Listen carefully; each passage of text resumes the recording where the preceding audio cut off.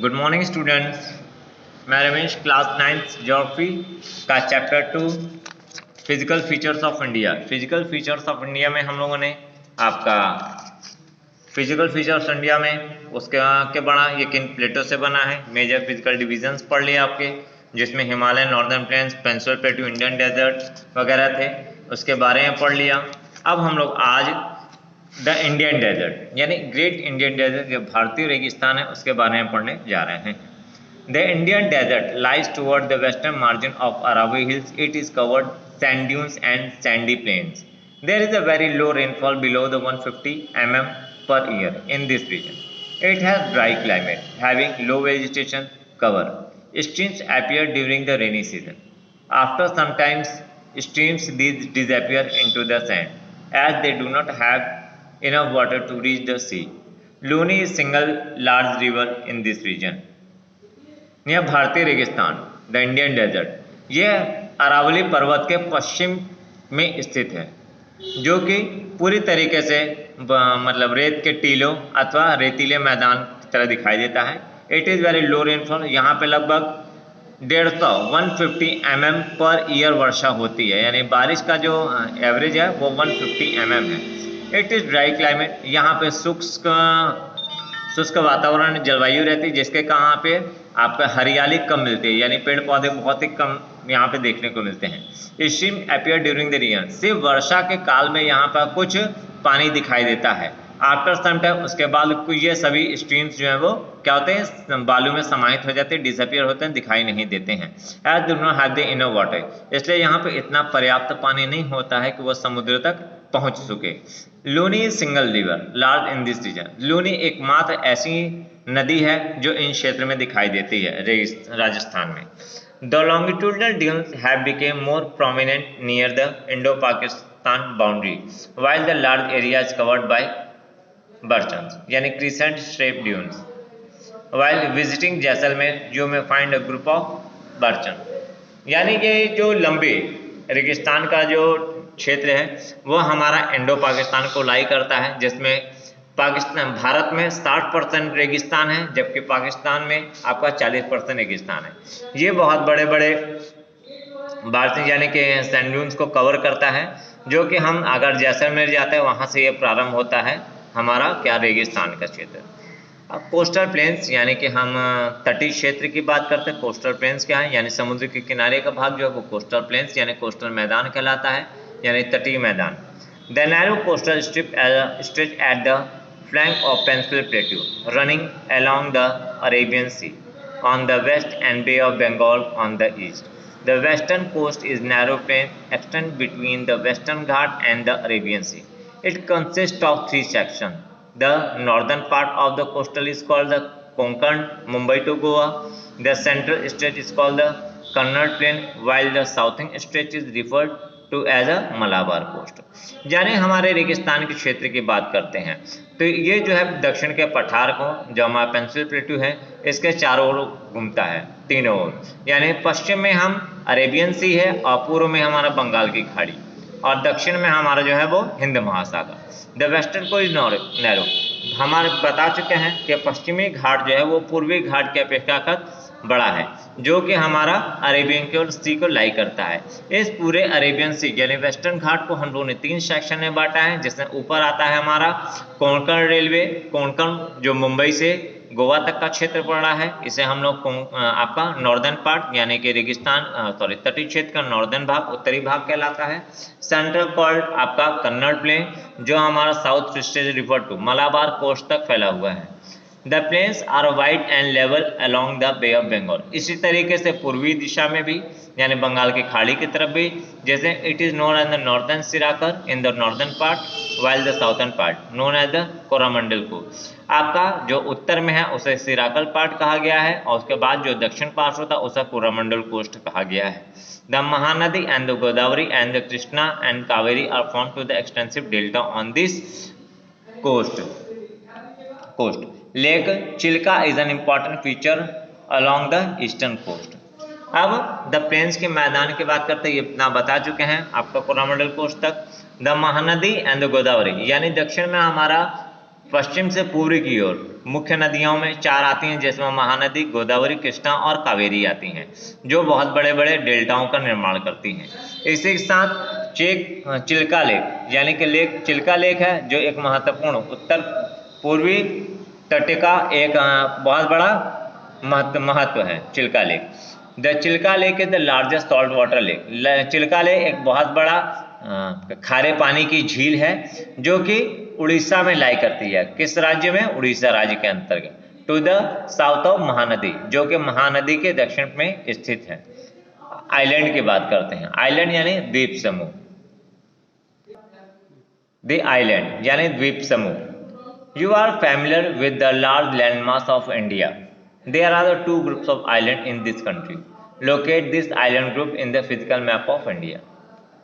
You are familiar यानी कि आप भारत के फैमिलियर के आने पूरा पढ़ चुके हैं। जैसे कि भारत जो है बहुत बड़ा विशाल देश है, इसके 28 राज्यों में विभाजित किया गया है, 8-9 केंद्र शासित प्रदेशों के।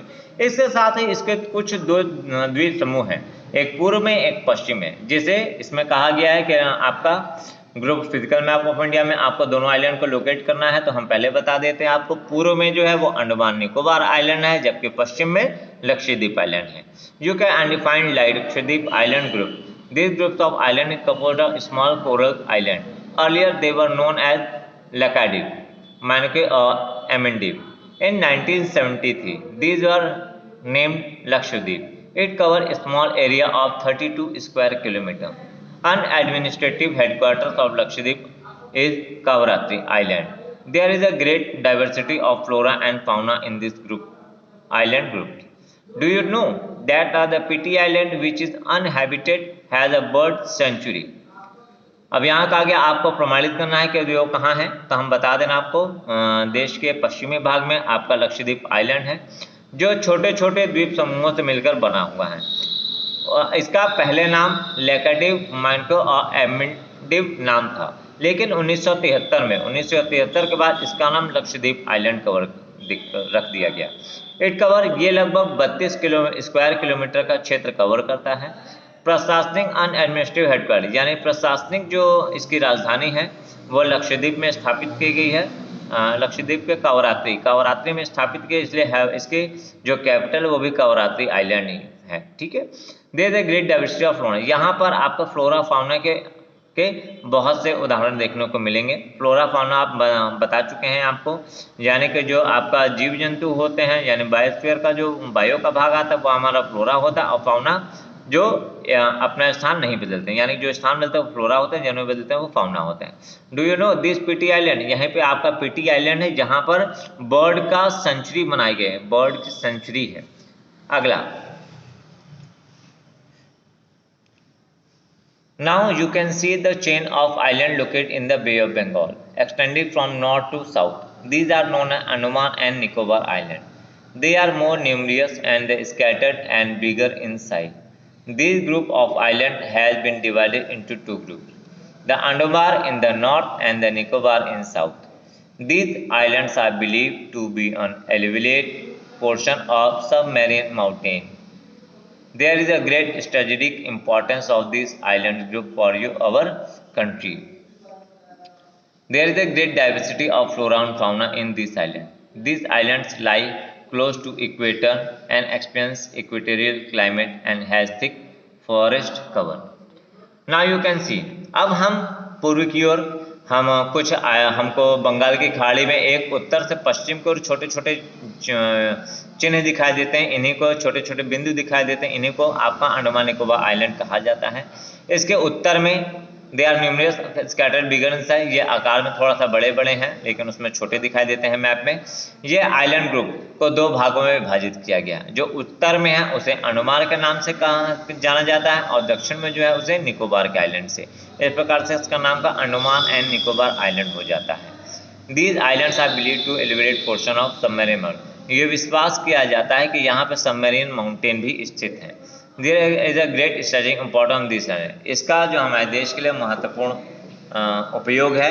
यहाँ से हम अपने देश की रक्षा करते हैं, मर्जी यानी समुद्र के रास्ते लोगों पर निगाह रखते हैं। ये आइलैंड एक ठहराव का केंद्र भी है। There is great diversity of flora, यहाँ भी आइलैंड आपका लक्षद्वीप के तरह बड़ी मात्रा में फ्लोरा फाउना के डाइवर्सिटी देखने को मिलते हैं। This island light to the close, ये आपका इक्वेटर के नज़दीक होने के कारण यहाँ पर इक्वेटोरियल क्लाइमेट पाए जाते हैं, जिसके कारण यहाँ पर घने वन पाए जाते हैं, हल्का वन। The different physiographic unit highlight the unique features of each region in detail. The natural resources of each country fill the traces of the country. The northern plains are the major sources of the water and the forest wealth. The northern plains, which provide the base of earlier civilization, are the granaries of the country. The plateau, which play a significant role in the industrialization of the country. It is really a storehouse of minerals. Site of fishing and port activities are provided by the coastal region and the island group.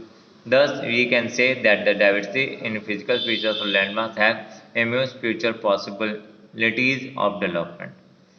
अब अंततः जो हमारा during of physiographic था, जो आप लोग पढ़ चुके हैं, units highlight the unique features of each reason, यह सभी आपके प्रत्येक क्षेत्र को और ज़्यादा हाईलाइटेड बना देता है हमारे देश को। द नॉर्दर्न यानी उत्तर के पर्वत आप देखते हैं जो आपका पानी का मुख्य स्रोत है, क्योंकि ज़्यादातर पेरिनियल रिवर्स यानी वर्ष भर जो बहने वाली नदियां हैं वो हमारे उत्तर के पर्वत यानी हिमालय पर्वत से ही निकलती दिखाई देती हैं, जो कि हमारे उत्तर भारत के लोगों को पीने के पानी की व्यवस्था कराते हैं, खेती के पानी की सिंचाई की व्यवस्था कराती हैं। इसके साथ ही हमें वन संपदाएँ भी प्राप्त हैं वहाँ से। द नॉर्दर्न प्लेन्स उत्तर के मैदानों की बात करते हैं, जो हमें बड़ी मात्रा में आपका अनाज उत्पादन करने में यानी civilization of the grandees of the country यानी देश के अनाज के भंडारों को बना के रखती हैं। The plateau which play a significant role in the industrialisation of the country, एक साथ हम पठारों की बात करते हैं, वो उद्योगों के लिए बहुत ही महत्वपूर्ण भूमिका निभा के रखते हैं। कैसे? क्योंकि यहीं से हमको कोयला वगैरह प्राप्त होता है। ठीक है, अगला आपका आता है sites of fishing and ports activities are provided by the coastal region and the island group. इसी के साथ हम यहाँ पे प्लेटियो के बाद आपने ये पढ़ा रियली स्टोर हाउस, इन्हीं के द्वारा हमारे घर वगैरह भी साइट देखते हैं। साइट ऑफ फिशिंग यानी कि जो हमारे आइलैंड क्षेत्र हैं या तटीय क्षेत्र हैं, तटीय क्षेत्र और आइलैंड ग्रुप से बड़ी मात्रा में फिशिंग का यानी मत्स्य पकड़ने का कार्य किया जाता है। इसके साथ ही पोर्ट क्रियाएँ यानी बंदरगाह की जो क्रियाएँ हैं उसके द्वारा उसका भी काम करते हैं, यानी इसी के रास्ते विदेशों का माल आता है और हम आयात निर्यात करते हैं। इस प्रकार से we can say that diversity of physical features of landmark have immense future possibility of development. इस प्रकार से हम कह सकते हैं कि विभिन्न जो फिजिकल फीचर्स ऑफ भारत की है लैंडमार्क है, वो उसके साथ हमारे विकास की बहुत सी महत्वपूर्ण संभावनाएं संभव हैं। ठीक है, इसी के साथ धन्यवाद। अगले भाग में हम अगला चैप्टर पढ़ेंगे, तब तक के लिए धन्यवाद।